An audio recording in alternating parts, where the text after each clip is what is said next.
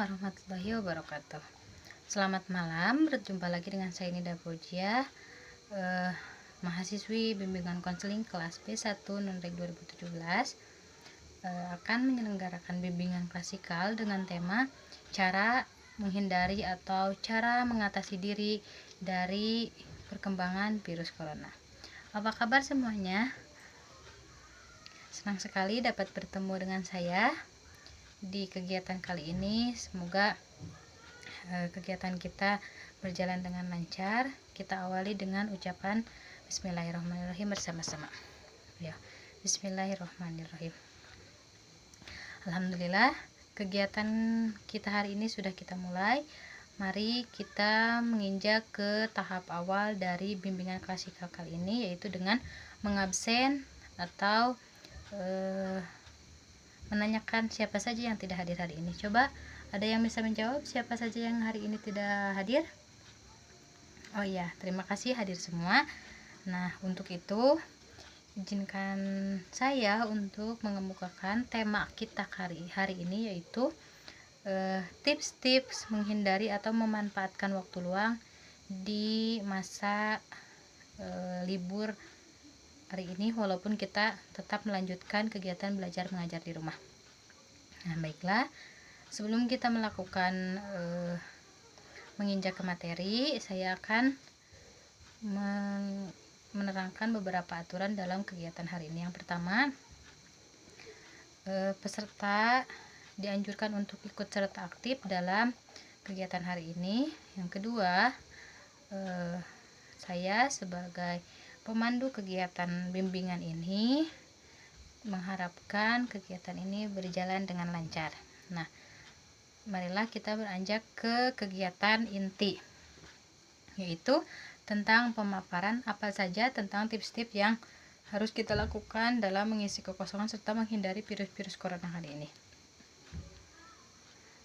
Nah, sudah berapa lamakah kita di rumah? Mungkin ada yang baru 1 bulan, ada yang sudah 2 bulan melakukan kegiatan belajar mengajar di rumah. Kegiatan belajar mengajar di rumah harus tetap terlaksana di tengah pewabahnya virus corona ini. Mengapa? Karena dengan kita berdiam diri di rumah, kita mengusahakan agar penyebaran virus ini dapat berhenti, agar kita dapat beraktivitas secara normal kembali.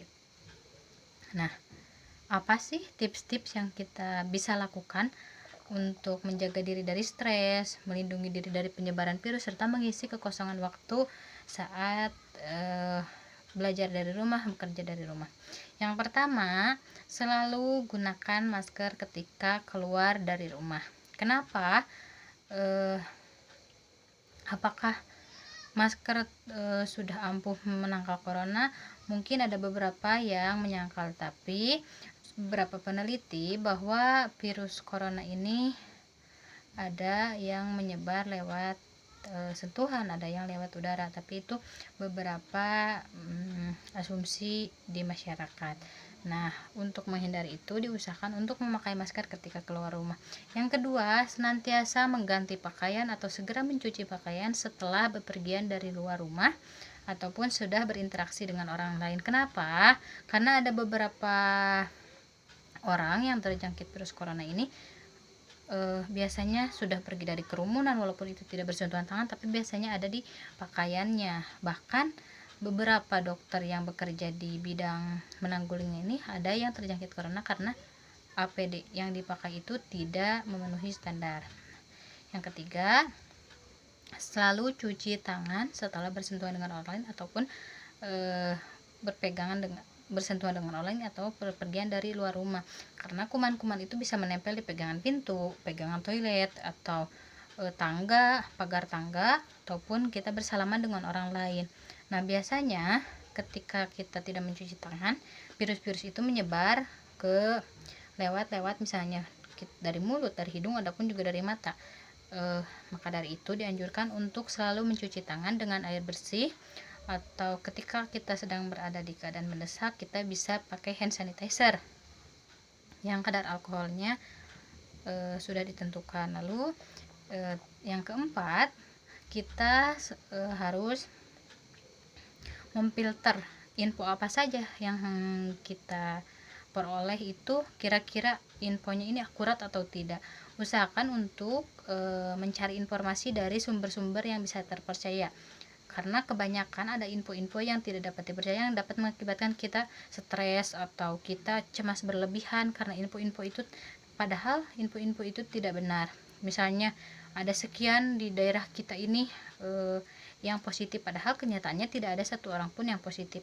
Waspada itu harus, tapi kita juga harus memperhatikan info-info yang lebih akurat untuk menjaga kestabilan emosi kita, karena kebanyakan sistem imun itu rendah ketika stres kita atau pikiran kita itu sedang tidak baik, karena ketika sistem imun kita melemah, biasanya virus itu dapat dengan mudah menyerang tubuh kita. Selanjutnya, bekerja dari rumah sesuai dengan waktunya, tidak terburu-buru dan tidak ditumpukan sekaligus, karena itu juga bisa memicu stres yang berlebih pada kita. Nah, selanjutnya, belanja seperlunya, tidak usah semua dibeli, nanti beberapa orang tidak kebagian karena ulah kita yang belanja berlebihan ketika kita menyimpan stok berlebih.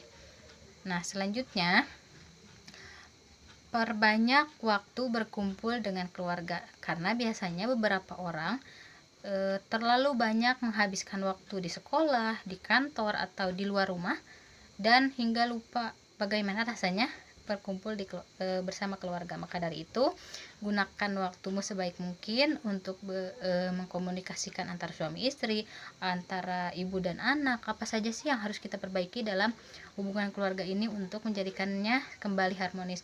Lakukan hal-hal yang menarik bersama keluarga Anda, bisa itu hobi, olahraga bisa di rumah, bercocok tanam, memperbaiki rumah, ataupun melakukan hal-hal yang lebih berguna lagi di rumah bersama keluarga Anda daripada Anda keluar rumah. Nah, selanjutnya